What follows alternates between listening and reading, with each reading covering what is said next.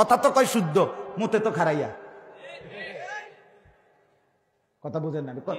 Uncle কেমন আছেন? Hello, sorry sorry, ভালো আছেন? ভালো আছেন? ভালো আছেন তো আপনি কইয়া হইতে লাইছেন। আপনি কথা তো কইতে সময় কোঁতান, আপনি তো মুতেন খারাইয়া। কথা বলেন নাকি?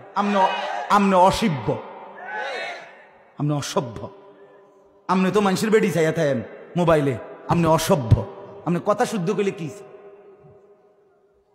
তাহলে কথা শুদ্ধ বলাটাই কিনা যথেষ্ট নয় দোস্ত। দুইটা ইংরেজি কইতে পারলে, ইংরেজি কোনো জিব্রাইল নাজিল করছে না। দুই চারটা থ্যাংক ইউ কইতে পারলেই আপনি ভদ্র। দেখছুন কেমন ভালো ছেলে, মাঝে মাঝে ইংরেজিও বলে। বাবা বাবা, ছেলে তো মাঝে মাঝে ইংরেজি বলে কিন্তু সারা রাজ্যে মোবাইল দেখে। আল্লাহ আমাদেরকে মাফ করে দেন দোস্ত। এই জন্য আল্লাহ তাআলা এখানে কি বলে শুনেন, আল্লাহু নাজ্জালা, আল্লাহু নাজ্জালা। আল্লাহ বলেন আল্লাহ, সরাসরি আল্লাহ নিজের নাম নিজে উল্লেখ করছে। আল্লাহু, আল্লাহ।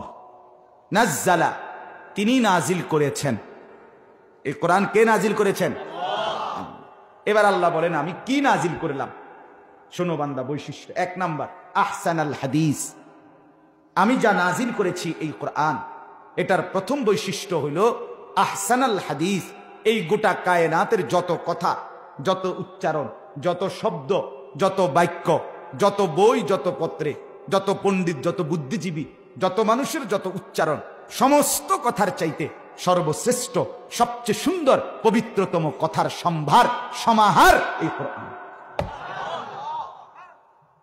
আহসানাল হাদিস, আহসানাল হাদিস, সবচেয়ে সুন্দর কথা, সবচেয়ে সেরা কথা, সবচেয়ে সুন্দর।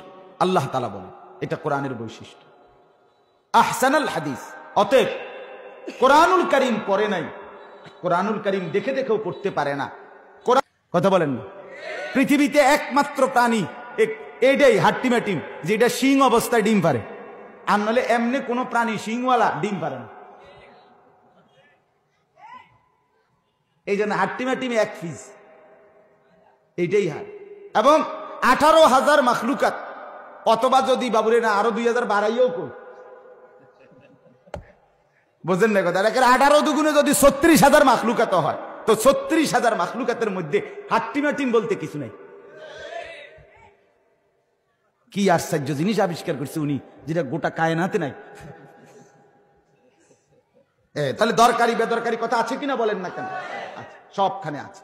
বিজ্ঞানের অসংখ্য থিওরি যৌক্তিক, বিজ্ঞানের অসংখ্য থিওরি অযৌক্তিক, বিজ্ঞানের অসংখ্য কথা, ম্যালথাসের থিওরি ফালতু থিওরি।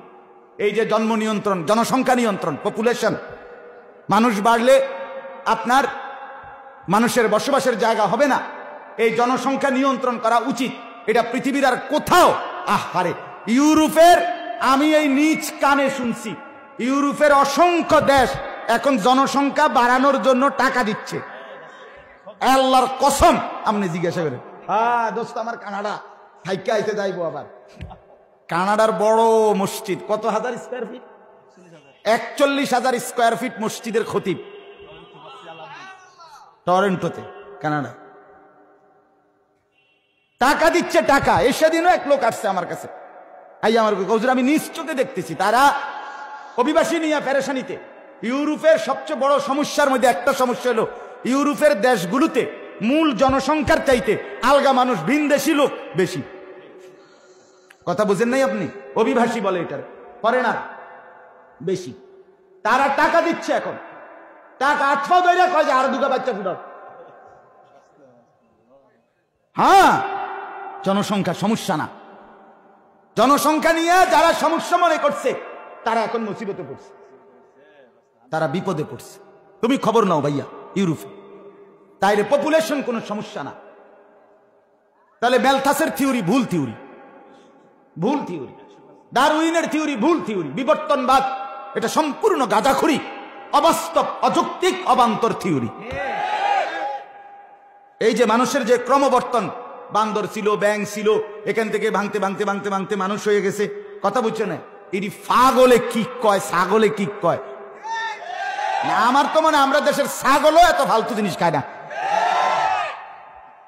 তো এই জন্য বললাম দুনিয়ার বাকি সবখানে যৌক্তিক অযৌক্তিক, প্রয়োজনীয় অপ্রয়োজনীয়, ভালো মন্দের মিশেল কথা আছে, কিন্তু আল্লাহ বলেন এটা কোরআন আহসানাল হাদিস, এর সব কথা সুন্দর, সব কথা সেরা, সব কথা বাস্তব, সব কথা যৌক্তিক।